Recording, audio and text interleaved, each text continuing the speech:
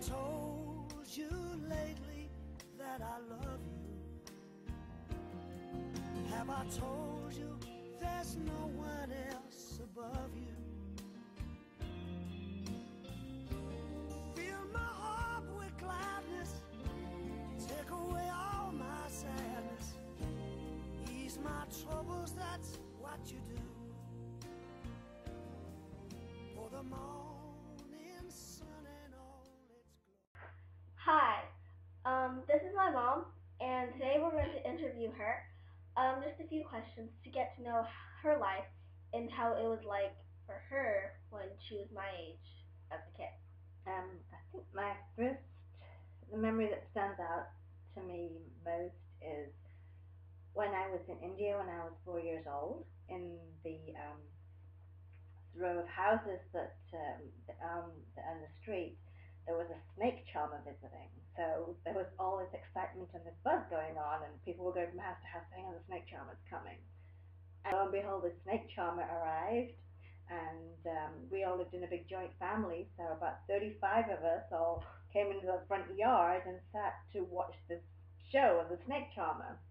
And so he got out his little flute and started playing, and took the lid off the basket, and this snake was coming out, and I was petrified and riveted to my seat and so scared that something was going to happen and somebody was going to get bit and hurt. So that was my most vivid memory when I was growing up. So why do you call it Judah?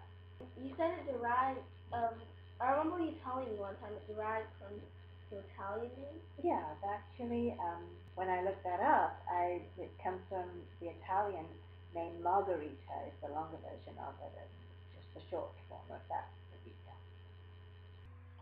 So, what was the house like that you grew up in? The house I grew up in was pretty small, and we had 3 bedrooms, and my brother had a room, and me and my sister shared a room together. And then there was my parents' room. And what was your room like, apart from sharing it with your sister? Can you describe it? Do you remember any of it? Orange walls, and we had brown furniture, so that's about as much as I can remember of it now. So, can you tell me a little bit about the neighborhood you grew up in, like your friends and any children nearby? And well, my best friend lived about a mile away from our house, and we used to walk to her house quite often. And the highlight of where we lived was across the road. There was a little candy shop, so very frequent visitors to there, and often have treats from mom and dad. So you'd get like a quarter, and that would be enough for 3 of us, me, my brother, and my sister, to get something from the store there. so, like, what can you tell me about like how you were as a child, like your interests and like your favorite toys or games, food, maybe hiding spot? Okay.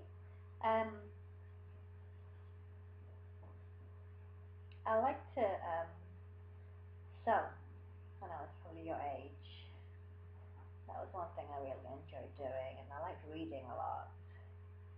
And my favorite hiding spot was under the stairs, which I don't know if you remember that little tiny space at the bottom of the stairs. You'd often find me curled up in there in a little bundle when I needed some thinking time or some space. Did you have any heroes or role models when you were a child? My role model was probably my older sister, and I guess I looked up to her and tried to be like her and to follow her good qualities. Did you have any nicknames when you were a child? The nickname I had was Reet Petite. Oh, is it like that song from the song that you showed me? Yes, And you said to me about your height. Yeah, I was pretty short, and that's why I think that name was coined. So. Do we have any like cherished family traditions that we perform? Well, The one that I valued most was around Christmas time, and we're not actually Christians, so we don't really celebrate the meaning of Christmas, but we would always get together when I was young, aunt, uncle, and their family, and it's about four families. We would all get together, and the children. We would have a big um, Christmas dinner, and it was just an excuse to do that, to celebrate Christmas in England. And the tradition I remember the most is that before you start the meal, you have these what are called Christmas crackers. I don't know if you've seen them here because they are available, but not everybody gets them. And they are like there's two ends to it, and two people each one pulls an end, and it comes apart in the middle. And inside is a goodie, usually a hat and a joke and a little toy of some sort. So that's where the crackers come from. Yeah, it's like a way to bond. Right, and we would all just get together and then pull the crackers, and everybody would wear their hats, I guess like a party hat, before we'd start the dinner, and we'd all tell each other our jokes we'd got. And look like the dork, basically. Well, that too. So now we're going to go into something a bit more personal, so you can carry on, so you can teach me something. How do you define a good and successful life? Like, what does that mean to you? I guess it means challenging yourself and reaching the goals you set for yourself and being satisfied and content. And when you reach what you wanted to accomplish, to set new goals for yourself and to keep that drive alive inside of you, so you'll have that internal contentment. So this is the last question for our interview, but I just wanted to ask you, what do you strive to teach my sister and I, and that you think kids should be able to do? I want you to be leaders, not followers.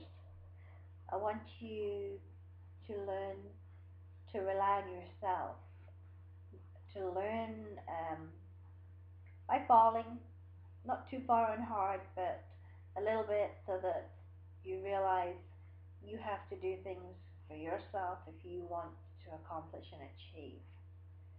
So that you won't always need me, because there'll be times when I'm not there to help you. So just guide you and teach you to focus on that and to challenge yourself to become the best that you can be.